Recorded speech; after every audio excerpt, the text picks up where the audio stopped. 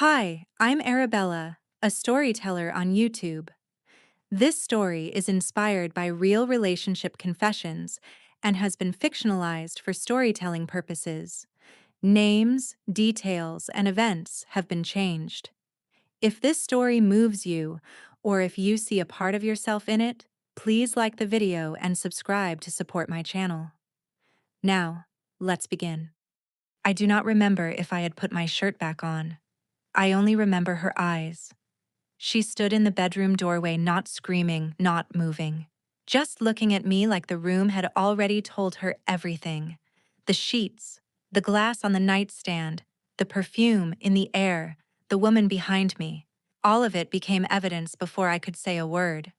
That was the moment our home stopped being a home and became the place where my betrayal was found. Before that day, I still thought home was the safest place to hide my guilt. That sounds insane now, but at the time, I believed it. The affair had already become too complicated outside the house. Hotels left receipts. Restaurants had cameras. Parking lots felt exposed. Coffee shops had people who might recognize me.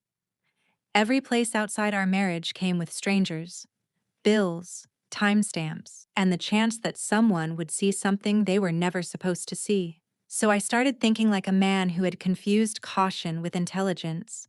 I told myself our house was different. I knew the floorboards that creaked. I knew which neighbors worked from home and which ones left after lunch. I knew my wife's schedule, her errands, the days she stayed late, the route she took from work, the grocery store she preferred when she had time. I knew too much. That was the problem. The more I knew about the life we had built together, the easier it became to use that life against her. At first, I never imagined bringing another woman there. Even I had a line once, or I thought I did. But lines move when you keep stepping close to them. The first time the idea came into my head, I pushed it away. The second time, I made excuses. By the third time, I was checking the calendar, calculating traffic, convincing myself it would only be a few hours. No hotel, no receipt, no unfamiliar lobby, no risk. Just home. The place my wife trusted most. The place where her shoes waited by the door, where her coffee mug sat in the sink, where our wedding photo hung in the hallway like it still meant something. And I looked at all of that and still decided it was the perfect place to lie. I did not bring her home because I loved her. I brought her home because I thought I had calculated enough. That is worse somehow. Love would at least sound foolish. What I did was colder than foolish. I knew my wife's Tuesday schedule the way only a husband should know it. She had work until 6. Then she usually stopped by her mother's house because her mother hated changing the light bulbs above the kitchen sink and always saved little tasks for her. After that, if she was not too tired, she went to the grocery store near the pharmacy because the produce was better there. I knew all of that because I had lived beside her for years. I knew when she forgot lunch. I knew which road she avoided during school traffic. I knew she always called her mother before leaving work. I knew she texted me when she was on the way home. Not because I asked, but because that was what trust looked like in our marriage. And I used it. I turned her habits into a timetable. I turned her kindness into a window. I turned the ordinary rhythm of our life into a way to bring another woman through our front door. At the time, I did not call it cruel. I called it careful. I told myself I was reducing risk. I told myself it was better than being seen somewhere public. I told myself no one would know. Nothing would change, and by the time my wife came home, the house would look exactly the way she had left it. That was the lie underneath all the other lies. That nothing would change if no one saw it happen. But the moment I chose our house, something had already changed. Because I was not just hiding an affair anymore. I was using the map of my wife's life to betray her inside the only place she never thought she had to protect herself from me. The house welcomed her like it had never belonged to my wife. That is how it felt when she stepped inside. Not because the house changed, because I did. She walked through the front door carefully, almost nervously, and I remember telling her it was fine, fine, as if that word could make any of it clean. Her shoes paused on the mat beside my wife's sandals. She looked at them for half a second, then looked away. I noticed that. I noticed everything and still kept going. The wedding photo was on the hallway wall. My wife and me standing under soft light, smiling like we had no idea what kind of man I would become. I almost turned the frame down before the other woman saw it, but that felt too obvious, so I left it there. That was how twisted my thinking had become. I was more worried about looking guilty than being guilty. In the kitchen, my wife's mug was still by the sink, the one with the chipped handle she refused to throw away. There was a grocery list stuck to the fridge in her handwriting. Milk, rice, dish soap, apples, small things, married things, things that should have made me stop. Instead, I moved around them like props. The other woman asked if I was sure we had time. I said yes. Too quickly. I knew the schedule. I knew the windows. I knew the lie. But knowing the timing did not make the room less wrong. Every corner had my wife in it. The blanket she used on the couch. The book she had left open on the armrest. The smell of her laundry detergent on the cushions. The slippers under the coffee table. One tipped sideways because she always kicked them off without looking. I told myself it was only a few hours. I told myself everything could be put back. The couch cushion, the glass, the air, the version of our home that existed before I let another woman stand inside it. But a house is not just walls. It remembers who was invited in. And that afternoon, every familiar thing in the room felt like it had turned its face toward me. I thought all I had to do was clean the evidence before she came home. That was the arrogance. I believed betrayal could be reversed if the room looked untouched afterward. So when the other woman went quiet, I started noticing everything. The second glass on the coffee table. The cushion pushed too far back. The curtains half closed, even though my wife always left them open until evening. Her shoes near the door. A strand of hair on the pillow that was not my wife's. The smell of perfume in a house that usually smelled like laundry soap and coffee. Suddenly, every small thing looked dangerous. I picked up the glass first. Then I put it down again because there was lipstick on the rim, and for some reason, seeing it made my stomach turn. Not enough to stop. Just enough to panic. I rinsed it in the sink too fast, then worried I had made the sink too wet. I wiped the counter. Then I wiped the faucet. Then I realized I was acting like a criminal in my own kitchen. The other woman said, "Relax." I almost snapped at her because she did not understand. She could leave this house and become a secret again. I had to live inside the place where the secret had happened. I went to the bedroom, straightened the sheets, then changed them, then realized changing them would look strange. So I folded the clean ones back into the closet and pulled the old ones flat again, trying to make disorder look natural. That is what guilt does. It turns normal things into puzzles. A pillow has to be placed exactly wrong. A blanket has to look used but not used too much. A room has to look lived in but not touched by anyone new. I checked the floor, the nightstand, the bathroom, the trash. Every time I fixed one thing, I saw another. A towel hanging where it should not be. A drawer left open. A scent in the hallway. A silence that felt too loud. I kept telling myself I had time. One more minute. One more thing. One more trace erased. But the truth is, I was not cleaning the house. I was trying to clean what I had done inside it. Then I heard her car outside 2 hours early. At first, my mind refused to understand the sound. It was just tires on gravel. Just an engine slowing down. Just a door closing somewhere outside. But my body knew before my thoughts caught up. My wife was home. The other woman looked at me. What is it? I could not answer. Because suddenly the whole house became too loud. The refrigerator humming. The air conditioner clicking. My own breathing. Then came the sound of keys. Not at the front door yet. In her hand. That small, familiar sound I had heard 1,000 times at the end of normal days when she came home tired carrying groceries. Calling my name from the hallway. But that day, it sounded like every lie arriving at once. The other woman whispered, "What do I do?" I looked at her shirt on the chair, her shoes near the bed, the glass I had forgotten on the nightstand, the corner of the blanket twisted wrong.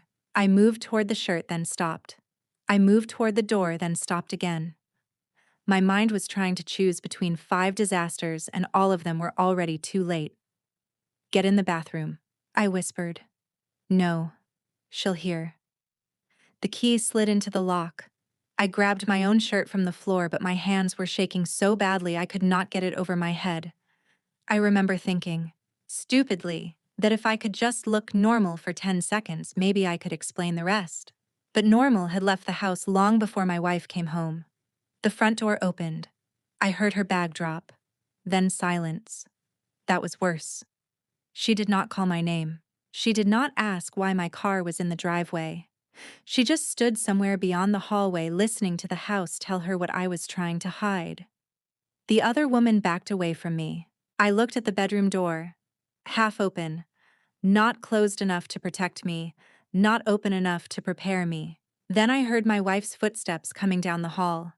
Slow. Certain. And in that moment I understood I was not afraid of being caught.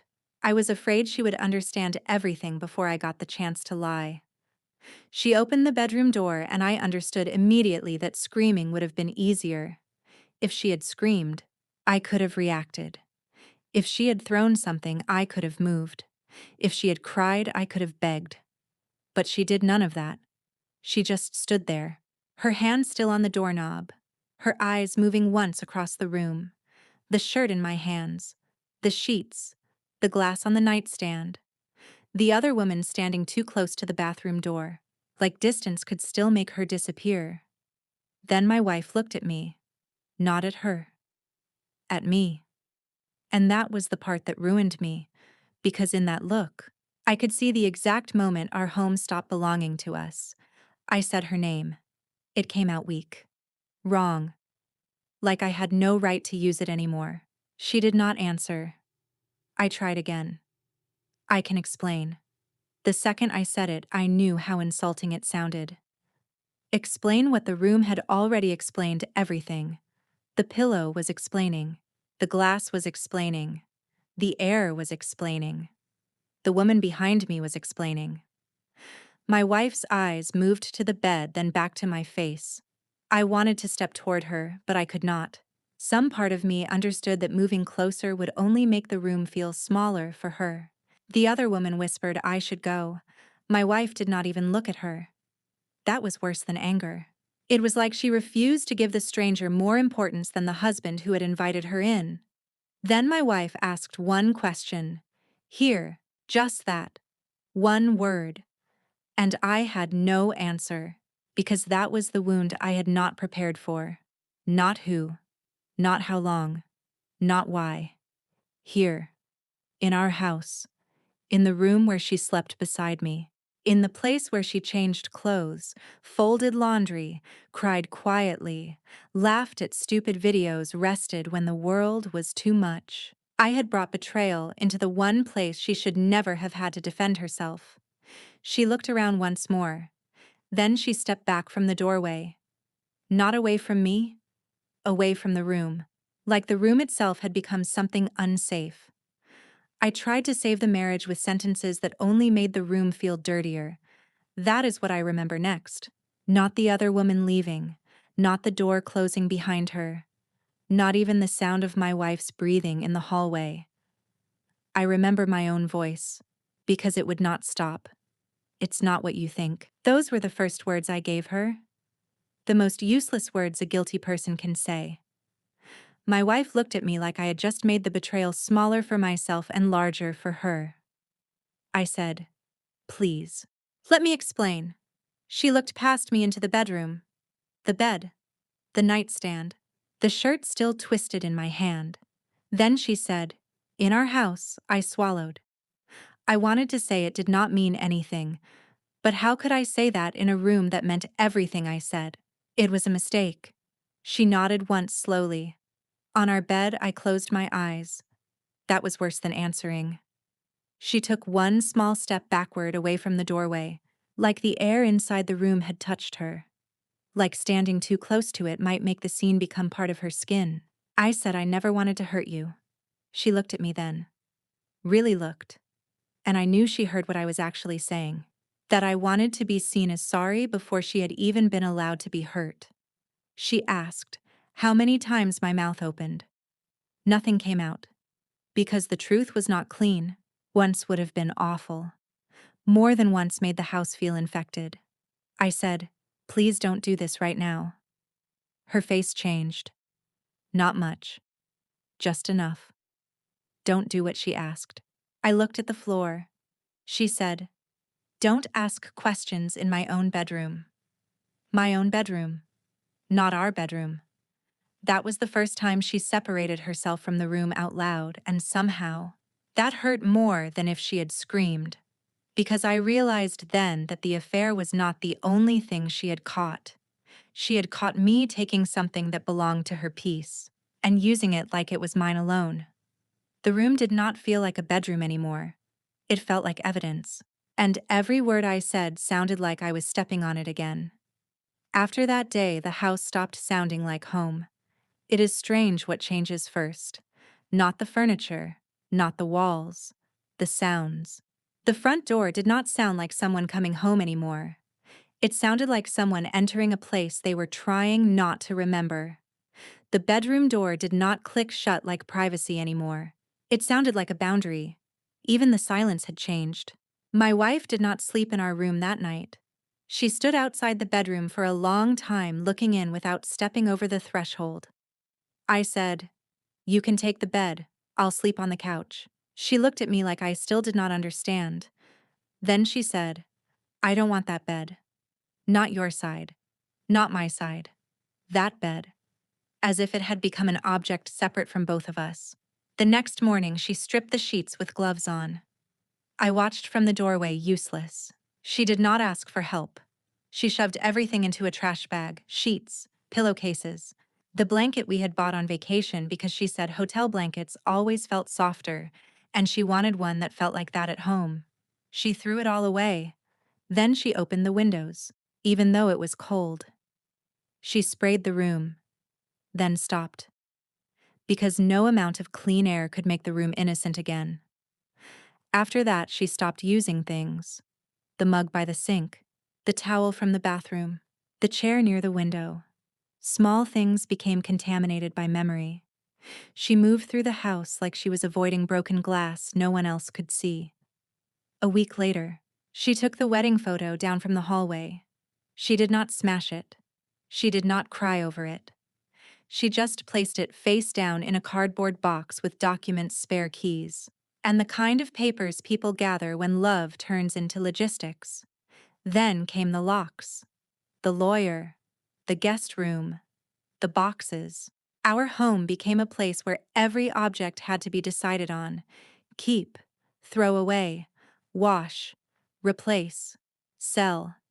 And I realized the house had not forgiven me either. Every room remembered what I had done, and she had to live inside that memory because I had brought it through the door. I thought I had only ruined a promise, a marriage vow, a line people understand, cheating, betrayal, affair. Those words are ugly, but they still sound like something that happens between two people. What I did was larger than that. I did not just make my wife question me. I made her question the place where she was supposed to feel safe. That is the part I did not understand until after she left. A person can leave a liar. They can block a number, sign papers, change locks, stop answering messages. But how do you leave a room that remembers? How do you sleep in a house where the walls know more than you wanted them to know? How do you drink coffee from the same kitchen where you realized your life had been split open? How do you walk past the bedroom door without seeing yourself standing there again? Holding your own pain in your hands, I had thought home was just a location. A thing we owned. A place with furniture bills and keys. But home is also permission to rest. Permission to stop guarding your heart. Permission to believe that when the world becomes too much, at least this one place will not hurt you. And I took that from her. I brought my betrayal into the one place she should never have had to defend herself. Not a hotel, not a parking lot, not some distant room she could choose never to see again. Our house, our bed, our air. The place where she kept her medicine in the bathroom cabinet, her favorite sweater on the chair, her book half open on the nightstand. I turned ordinary things into evidence. And once that happens, nothing is ordinary anymore. A pillow is not just a pillow. A glass is not just a glass. A doorway is not just a doorway. It becomes the place where someone learned the truth without being ready to survive it. I used to think the worst part was being caught. It was not. The worst part was watching her lose the house after she had already lost me. So I will leave you with this. If betrayal outside the home breaks trust, what does betrayal inside the home break? When even the walls start feeling like witnesses. Thank you for listening to this story with me. If it touched you, please don't forget to like this video and follow the channel for more stories like this. And most importantly, leave a comment below with your thoughts, how this story made you feel, and what you would have done in their place.